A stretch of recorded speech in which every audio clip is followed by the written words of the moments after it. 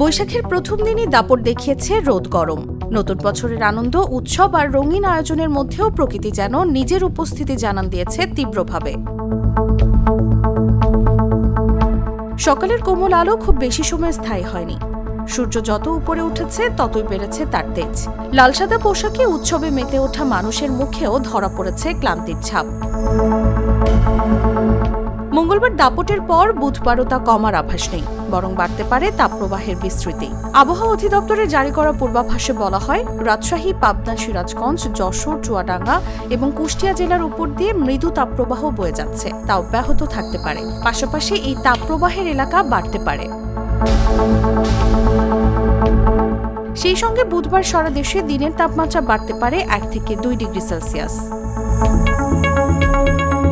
News desk, Jago news.